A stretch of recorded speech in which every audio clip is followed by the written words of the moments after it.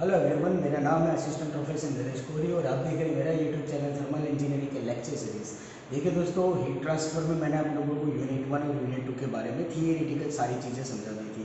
आज हम लोग एक स्टेप आगे जाएंगे, देखेंगे कि मेरी कॉलेज जहाँ पर मैं असिस्टेंट प्रोफेसर हूँ, Shri Swaminarayan institute of technology बाट गांधीनगर, वहाँ पर हमारे पास में हीट ट्रांसफ़र में क्या प्रैक्टिकल सेटअप है। आप जो लोकेशन देख रहे हो ये हीट ट्रांसफ़र की लैब है। मैं आप लोगों को हमारे पास में अवेलेबल हीट ट्रांसफ़र के सारे लेबोरेटरी सेटअप के बारे में समझाऊंगा, फिर हम लोग एक एक करके सारे प्रैक्टिकल्स का वर्किंग भी समझेंगे।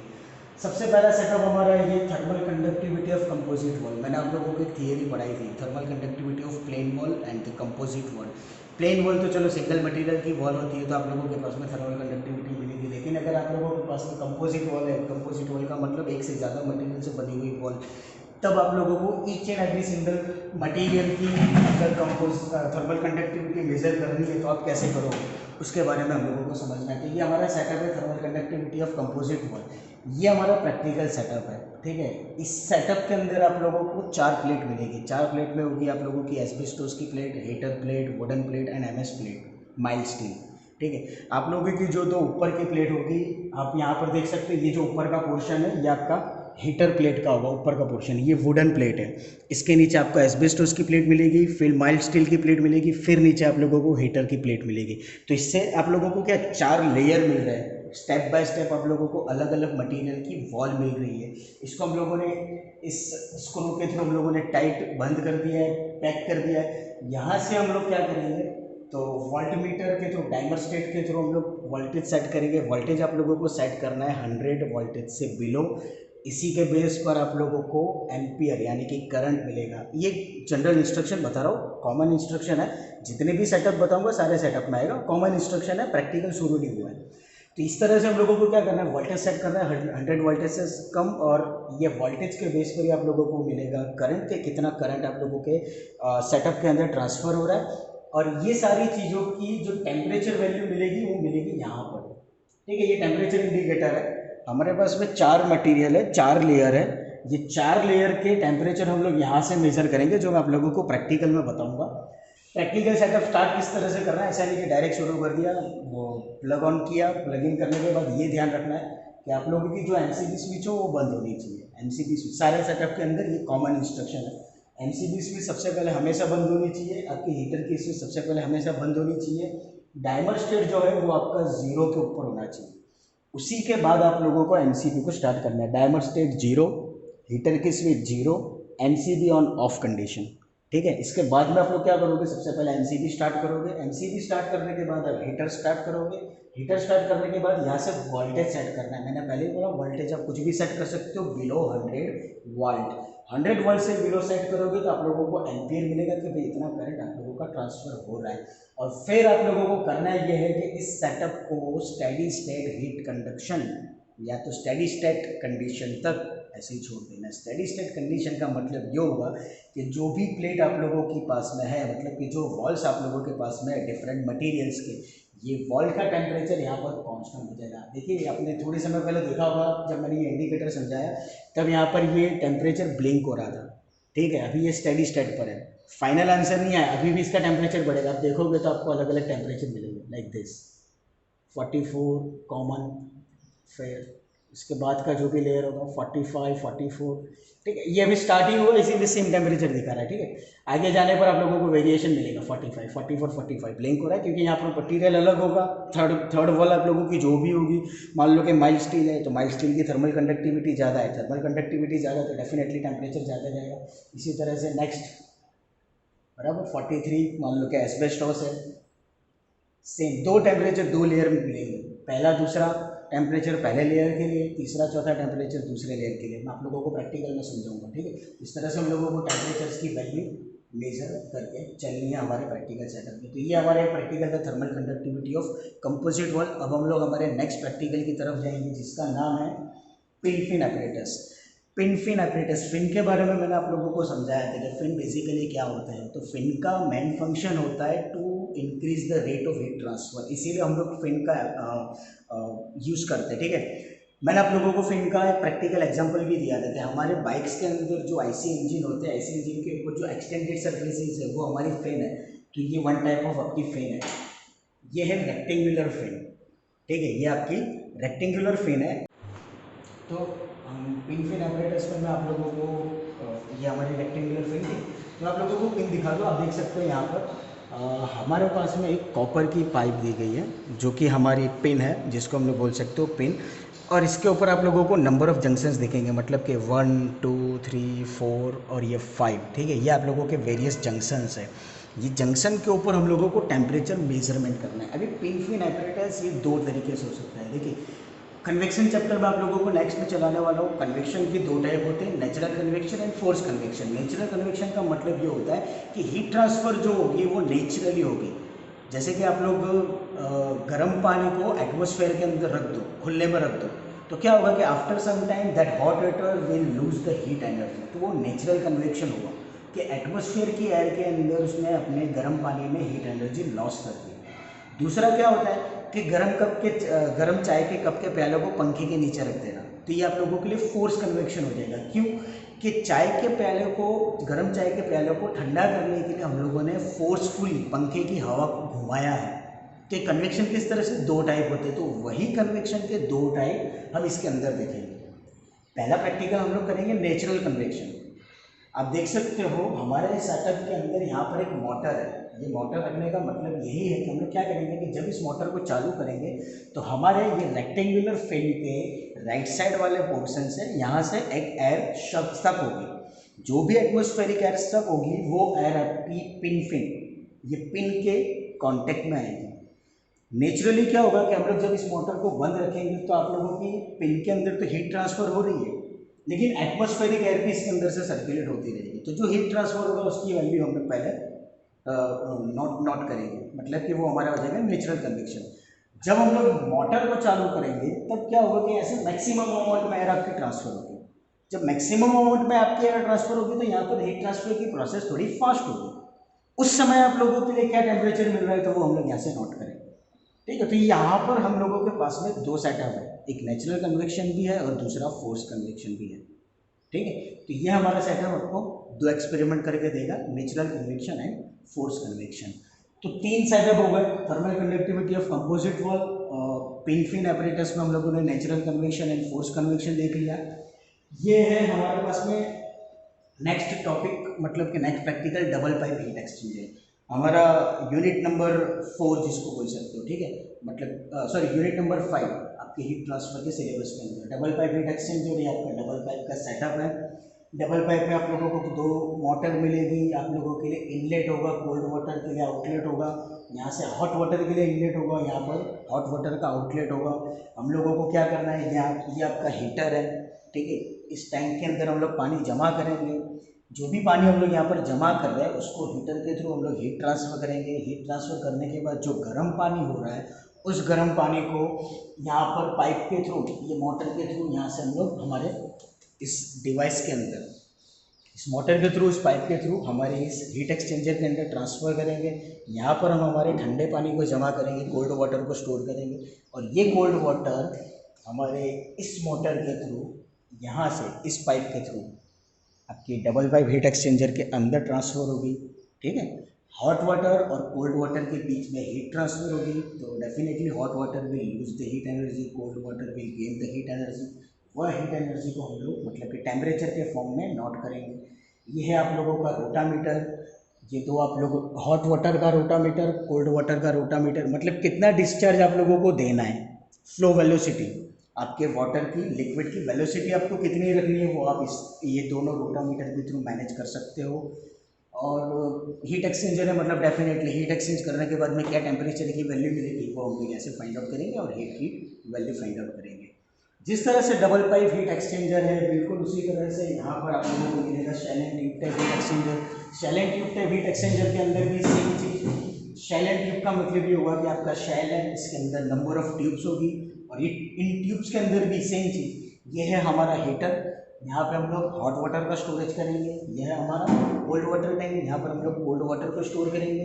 पानी जमा करने के बाद, पानी स्टोर करने के बाद हीटर चालू करो, गर्म करो, और ये मोटर के थ्रू, इस पंप के थ्रू हम लोग हमारे पानी को एंटर करवाएंगे। यहाँ पर भी आप लोगों को रोटामीटर मिलेगा, hot water rotameter first one, cold water rotameter second one, और ये पानी, गर्म पानी और ठंडा पानी दोनों साइड से, यहाँ से आएगा आप लोगों का कोल्ड वाटर, यहाँ से आएगा आपका हॉट वाटर, और इसको एंटर करवाने के बाद में हीट ट्रांसफर रहेंगे बिल्कुल उसी की तरह। बस फ़र्क इतना है कि फ्लो डायरेक्शन, वो प्रैक्टिकल जो था double pipe heat exchanger, double pipe heat exchanger में हम लोग 2 वे कर सकते हैं। हीट ट्रांसफर हीट एक्सचेंजर के 2 टाइप होते हैं, parallel flow and counter flow. Parallel flow का मतलब ये होगा कि हॉट वाटर का फ्लो जिस डायरेक्शन में है उसी डायरेक्शन में आप लोगों को कोल्ड वाटर का फ्लो मिलेगा। और काउंटर फ्लो का मतलब ये होगा कि हॉट वाटर जिस डायरेक्शन से जा रहा है उसके अपोजिट डायरेक्शन से आपका कोल्ड वाटर आएगा। वो हम लोग यहाँ पर कर सकते हैं, वो हम लोग इस वाल के थ्रू सेटलमेंट कर सकते हैं। तो आपके यहाँ पर 2 प्रैक्टिकल हो सकते हैं, लेकिन साइलेंट ट्यूब के अंदर नहीं है। यहाँ पर क्या हमारे पास में सिंपल पैरेलल फ्लो, तो पैरेलल फ्लो हीट एक्सचेंजर है साइलेंट ट्यूब टाइप, तो वो प्रैक्टिकल हम लोग यहाँ पर करेंगे। मतलब टोटल 6 प्रैक्टिकल हो गए, 3 प्रैक्टिकल वहाँ, 3 प्रैक्टिकल यहाँ, 6 प्रैक्टिकल आप लोगों के हो गए।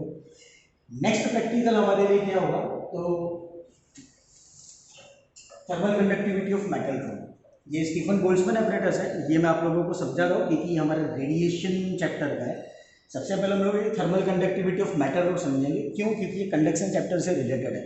पहला प्रैक्टिकल मैंने आपको दिखाया था thermal conductivity of composite wall, अभी दूसरा है हमारा thermal conductivity of metal road. Thermal conductivity of metal road के अंदर भी क्या होगा, तो ये हमारा सेटअप है, ठीक है। ये है आप लोगों का वाटर का आउटलेट, मैंने वो लिखा हुआ है, ठीक है। ये वाटर का आउटलेट है, ये वाटर का इनलेट है।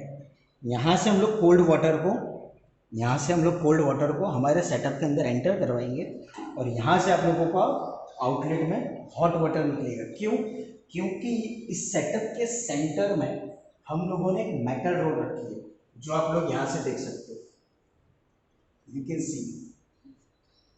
ये इस तरह से सेंटर में आप लोगों की एक मेटल रोड होगी। इस मेटल रोड के ऊपर अलग अलग इस तरह से जंक्शन दिए हुए, जहाँ से हम लोग हमारा टेम्परेचर मेजर करेंगे।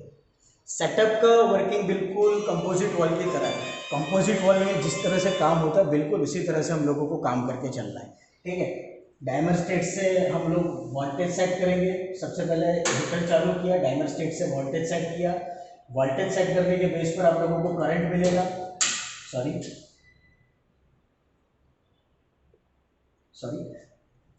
हीटर ऑन करने पर आप लोगों को वोल्टेज सेट करना है, जो कि 100 वोल्टेज से कम होगा, ठीक है।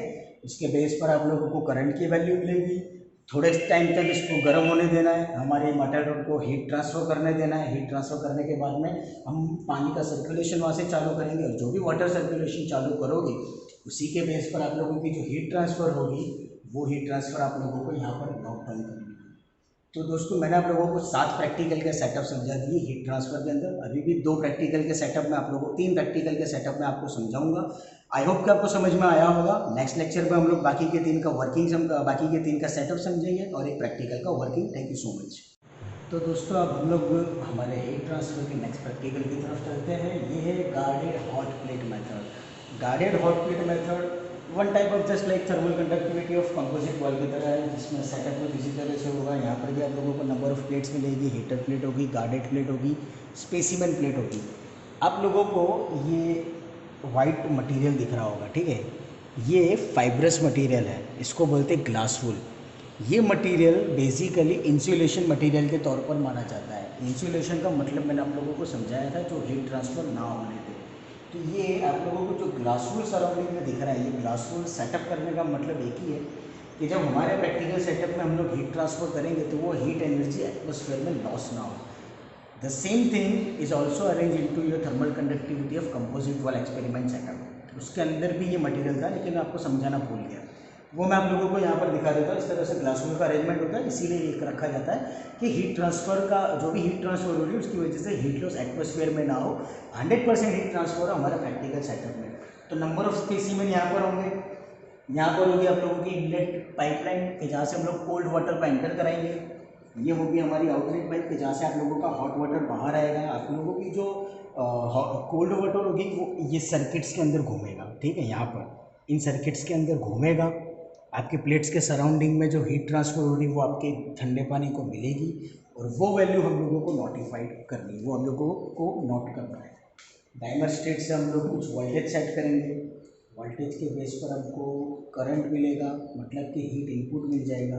हीट इनपुट मिलने पर आप लोगों को 6 टेम्परेचर मेजर करना है, ऑब्जर्वेशन टेबल में आप लोगों को 12 टेम्परेचर्स दिए हो, वो 12 टेम्परेचर्स मतलब डबल के वैल्यू में है, ठीक है। तो ये 1 की जो वैल्यू की आप लोगों के लिए 2 के लिए आएगी।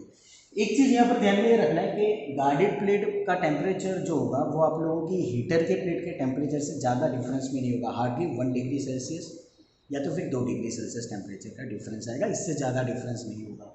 दूसरी चीज़ कि अगर आप लोगों को हीट ट्रांसफ़र की वैल्यू मैनेज करनी है तो यहाँ से 22 के स्क्रू के सेटलमेंट से भी आप कर सकते हो। आप देख सकते हो ये मूवमेंट हो रहा है, इसको इतना ज़्यादा टाइट नहीं करना है कि ये पूरा दब जाए, प्रेशराइज्ड हो जाए, इतना ज़्यादा हम लोगों को नहीं करना है, हल्का सा इसको थोड़ा सा बांध के रखते हैं बस फोर्सफुली।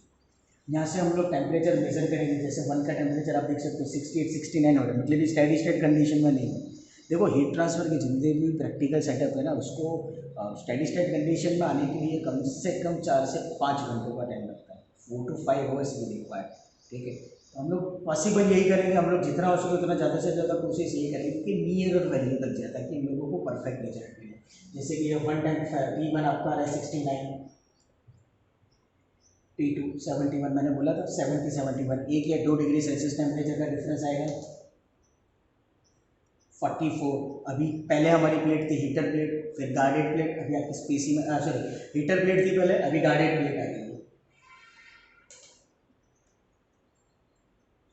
ठीक है। टेम्परेचर सेम है, 43 44 1 ही डिग्री सेल्सियस का फर्क आ रहा है। अभी स्पेसीमेन के लिए मान लो कि 45 है, ठीक, 1 ही डिग्री सेल्सियस टेम्परेचर का फर्क आ रहा है, यू कैन सी, ठीक है। इस तरह से आप लोगों की वैल्यू जो होगी वो वेरी नहीं होनी चाहिए। हाँ, वेट करना है कि कब तक ये स्टेडी स्टेट तक जाएगा। जब ये स्टेडी स्टेट कंडीशन पर पहुंच जाए तब समझ जाओ कि आपका प्रैक्टिकल खत्म हो गया, ठीक है। जिस तरह से गार्डेड हॉट प्लेट मेथड है उसी तरह से जब हमारा यूनिट नंबर 4 हम लोग पढ़ेंगे रेडिएशन, उसके अंदर का एमिसिविटी एपरेटस।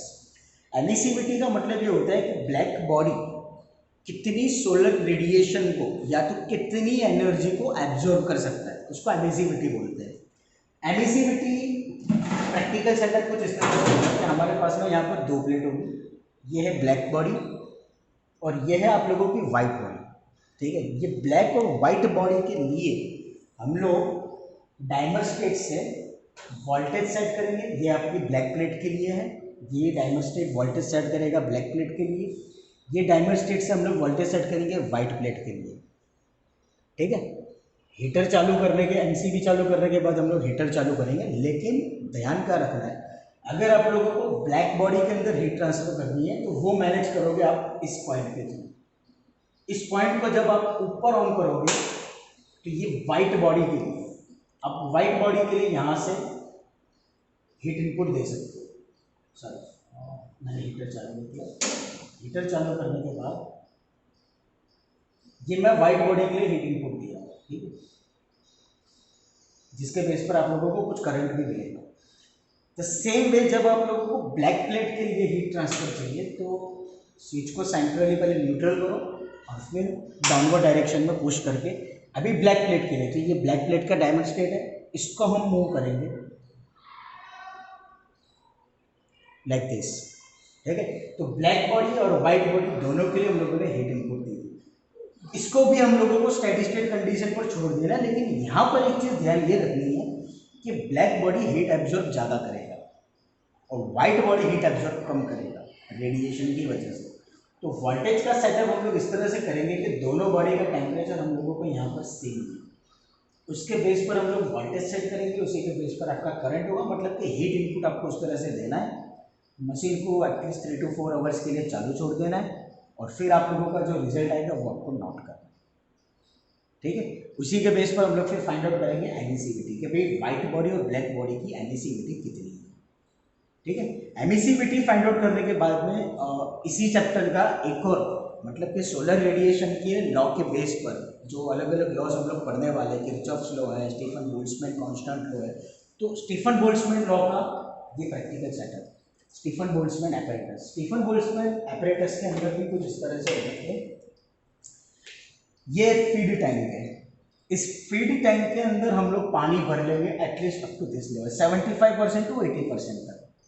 80% अमाउंट तक हम लोग पानी भरने के बाद ये है हीटर, जहाँ से हम लोग हीट ट्रांसफ़र करेंगे। इस हीटर से हम लोग हीट ट्रांसफ़र करेंगे बाय रोटेटिंग दिस मीटर। अब देख सकते हो 30, 40, 50, 60, 70 इस तरह से आप लोगों को वैल्यू दी गई है, ठीक है। तो ये टेम्परेचर की वैल्यू है कि जहाँ से हम लोग टेम्परेचर, जितना टेम्परेचर आपको रखना है पॉसिबल हो वहाँ तक आप 60-70 डिग्री सेल्सियस टेम्परेचर ही रखो। उतना टेम्परेचर रखने से क्या होगा कि जो भी टैंक के अंदर पानी होगा वो टैंक गर्म होगा, क्योंकि यहाँ पर हीटर है इसीलिए, ठीक है। ये गर्म पानी हम लोगों को फिर इस पाइप के थ्रू, यहाँ पर आप लोगों को इस पाइप में आप लोगों को एक वाल्व दिया गया है। इस वाल्व को जब आप लोग ओपन करोगे तो ये गर्म पानी आप लोगों का आएगा हमारे इस स्फेरिकल टैंक में। स्फेरिकल क्यों बोल रहा हूँ, तो अब इसके अंदर की जियोमेट्री को देखो, ये स्फेरिकल फॉर्म में दिया हुआ है और जो पानी आप लोगों का गिरने वाला है वो सेंट्रली आपके इसके स्फीयर के टॉप के ऊपर गिरेगा, जहाँ पर हम लोगों को टेम्परेचर मेजर करना है। आपको ये सेंसर दिख रहा होगा, ये सेंसर आप लोगों को हॉट टेम्परेचर की वैल्यू देगा। भले ही आप लोगों ने यहाँ पर मान लो 60 डिग्री सेल्सियस टेम्परेचर सेटअप किया है, लेकिन वो जो सेंसर आपने देखा उस सेंसर के बेस पर आप लोगों को एग्जैक्ट वैल्यू मिलेगी। यहाँ से आप अपने इंडिकेटर को ऑन करोगे और फिर अलग अलग वैल्यूज हम लोग यहाँ से मेजर कर सकते हैं। 1, 2, 3,